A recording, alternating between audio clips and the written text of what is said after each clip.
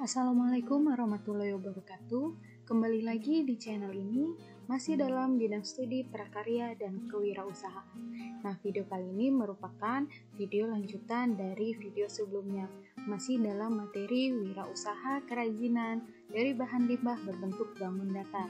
Nah, sebelum masuk ke penjelasan materi, saya harap Bu Student dapat membantu pengembangan channel ini dengan cara subscribe, like, comment, and share.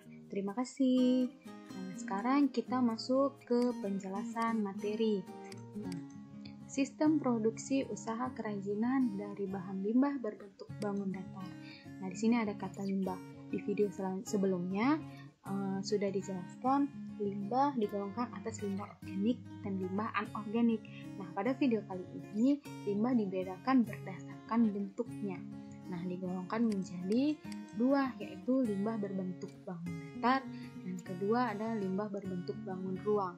Nah, kalau limbah berbentuk bangun datar merupakan limbah yang berbentuk dua dimensi yang hanya memiliki panjang dan lebar. Sedangkan limbah bangun ruang merupakan limbah yang memiliki volume atau biasa disebut dengan limbah berbentuk tiga dimensi. Nah, contohnya ini kalau limbah bangun datar berbentuk seperti lingkaran, kemudian berbentuk persegi. Nah, sedangkan limbah berbentuk bangun ruang, contohnya itu berbentuk seperti tabung, kemudian berbentuk kubus. Nah, kedua jenis limbah tersebut dalam memproduksinya membutuhkan pengetahuan dan teknik yang tepat sehingga bisa menghasilkan produk beraneka ragam. Selanjutnya, aneka kerajinan dari bahan limbah berbentuk bangun datar. Nah, daur ulang limbah berbentuk bangun datar mampu menghasilkan produk yang beraneka macam. Nah, contohnya di sini ada kerajinan limbah dari bahan kertas. Bahan kertas merupakan termasuk limbah anorganik. Di sini ada gambar kotak tisu yang dibuat dari limbah koran bekas. Nah, contoh selanjutnya ada kerajinan dari bahan limbah kulit jagung. Kulit jagung merupakan limbah organik. Di sini ada gambar bunga yang dibuat dari limbah kulit jagung. Nah, contoh selanjutnya ada kerajinan dari bahan limbah jerami. Limbah jerami termasuk ke dalam limbah organik. Nah, di sini ada gambar kerajinan dari bahan limbah jerami. Kemudian kerajinan dari bahan limbah pelepah pisang. Pelepah pisang juga termasuk ke dalam golongan limbah organik. Di sini ada gambar kerajinan dari limbah pelepah pisang. Kemudian ada kerajinan dari bahan limbah kulit salak. Kulit salak juga termasuk golongan limbah organik. Nah, di sini ada gambar bunga yang dibuat dari limbah kulit salak. Yang terakhir contohnya ada kerajinan dari limbah plastik. Limbah plastik merupakan golongan dari limbah anorganik. Di sini ada gambar bunga yang dibuat dari limbah plastik. Nah, manfaat kerajinan dari bahan limbah berbentuk bangun datar. Nah, ada dua. Yang pertama, ada limbah atau kerajinan sebagai benda pakai. Artinya, lebih mementingkan nilai guna benda atau fungsi benda. Nah, kerajinan benda pakai dibuat untuk digunakan sehingga dapat membantu kegiatan manusia sehari-hari. Di sini ada contohnya sandal. Nah, sandal ini dibuat untuk digunakan sebagai alas kaki. Nah, yang kedua ada kerajinan sebagai benda hias, artinya lebih mementingkan nilai keindahan. Nah, jadi biasanya kerajinan tersebut dibuat hanya digunakan sebagai hiasan atau dekorasi. Nah, lanjut ke potensi kerajinan dari bahan limbah berbentuk bangun datar. Nah, contoh hasil limbah berbentuk bangun datar yang dapat dimanfaatkan untuk kerajinan dilihat dari kondisi wilayahnya. Nah, jika kondisi wilayah seperti di pesisir pantai atau laut, limbah yang banyak digunakan yaitu berupa sisik ikan, cangkang kerang, kemudian daun kelapa. Nah, kalau di daerah pertanian, limbahnya berupa jerami padi, kulit jagung, kulit bawang, kulit singkong, dan lain-lain. Nah, kalau di daerah pegunungan itu limbahnya berupa daun kering, kulit buah-buahan, dan lain-lain. Nah, kalau di daerah perkotaan, jenis limbahnya berupa kertas, kardus, botol, lempengan CD, dan lain-lain. Nah, jadi limbah-limbah di berbagai wilayah tersebut dapat digunakan sebagai bahan dalam pembuatan kerajinan.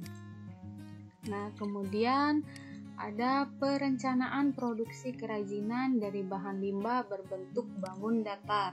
Nah, untuk membuat produk kerajinan diperlukan perencanaan yang matang. Perencanaan produk kerajinan umumnya lebih menitik beratkan pada nilai-nilai estetika, keunikan, keterampilan, dan efisiensi. Nah, dalam pemenuhan fungsinya lebih menekankan pada pemenuhan fungsi pakai yang lebih bersifat fisik. Nah, alat dan bahan yang dibutuhkan dalam memproduksi kerajinan. Nah, di situ alatnya berupa bahan utama dan bahan pendukung. Nah, kalau dia bahan utama, dia memiliki nilai estetis. Kalau dia bahan pendukung, itu digunakan untuk konstruksi. Contohnya dalam pembuatan bingkai dari pelepah pisang. Nah, pelepah pisangnya itu merupakan bahan utamanya. Nah, sedangkan kayunya merupakan bahan pendukung yang digunakan untuk konstruksi dalam pembuatan bingkai tersebut. Nah, lanjut ke proses produksi kerajinan dari bahan limbah berbentuk bangun datar. Yang pertama, yaitu dengan melakukan perencanaan. Nah, di dalam melakukan perencanaan, yang pertama yang harus kita lakukan yaitu menentukan perencanaan karya. Untuk membuat kerajinan itu harus diperlukan perencanaan, dapat berupa jenis, bahan, kemudian ukuran, bagaimana ukurannya, warna, teknik, dan biaya yang dibutuhkan dalam pembuatan produk kerajinan tersebut. Nah, kemudian ada menggali ide. Nah, menggali ide itu dari berbagai sumber yang ada. Nah, penggalian ide dari berbagai sumber diperlukan sebagai bahan referensi atau acuan kita dalam proses penciptaan suatu karya. Nah, kemudian ada membuat sketsa karya. Nah, sketsa produk diperlukan sebagai acuan dalam pembuatan suatu karya kerajinan. Nah, jadi untuk memudahkan kita dalam melakukan atau melaksanakan proses pembuatan karya. Nah, setelah dilakukan perencanaan, lanjut ke pelaksanaan. Nah, pelaksanaan ini yang pertama, kita menyiapkan alat dan bahan yang diperlukan dalam pembuatan kerajinan.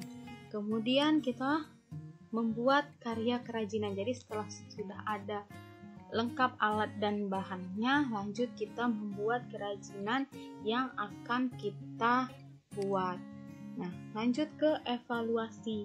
Evaluasi ini perlu dilakukan agar produk benar-benar sesuai dengan rencana yang telah ditetapkan. Nah, yang terakhir, pengemasan produk kerajinan dari bahan limbah berbentuk bangun datar. Nah, kemasan merupakan wadah atau pembungkus yang berguna mencegah atau mengurangi terjadinya kerusakan pada bahan yang dikemas atau dibungkusnya. Nah, pengemasan itu memiliki tujuan untuk memenuhi syarat keamanan dan kemanfaatan, kemudian mendukung program pemasaran, dan merupakan cara untuk meningkatkan laba. Nah, manfaatnya adalah produk lebih bersih dan tidak kusam. Nah, kemudian pengemasan juga dapat bermanfaat sebagai pembeda antara produk kita dengan produk yang lain. Kemudian menambah daya tarik produk dalam proses pemasaran. Nah, jenis bahan kemasan produk kerajinan, yang pertama ada kemasan kertas. Jadi setiap jenis bahan memiliki kelebihan dan kekurangan. Kalau kemasan kertas, kelebihannya harganya lebih murah, mudah diperoleh, penggunaannya juga luas. Nah, kalau kekurangannya, dia sensitif terhadap air dan mudah dipengaruhi oleh kelembapan udara lingkungan. Jadi kemasan kertas itu jika terkena air itu mudah rusak. Nah, kemudian ada kemasan plastik. Nah, kelebihannya kedap udara dan air, lebih elastis, tidak mudah rusak atau bocor. Nah, kekurangannya itu tidak ramah lingkungan karena dia merupakan contoh dari produk anorganik. Nah, kemudian dia mengandung bahan kimia dan susah hancur karena sulit untuk terurai. Nah, yang terakhir ada kemasan kayu. Kelebihannya kuat dan awet, kemudian ramah lingkungan, mudah untuk diproduksi. Nah, kekurangannya dia tidak tahan air, kemudian dia agak berat, kemudian dia kurang modern. Nah, itulah dia penjelasan dari materi ini. Semoga apa yang telah disampaikan dapat menjadi manfaat dan menjadi pengetahuan baru pada good student semua. Terima kasih. Assalamualaikum warahmatullahi wabarakatuh.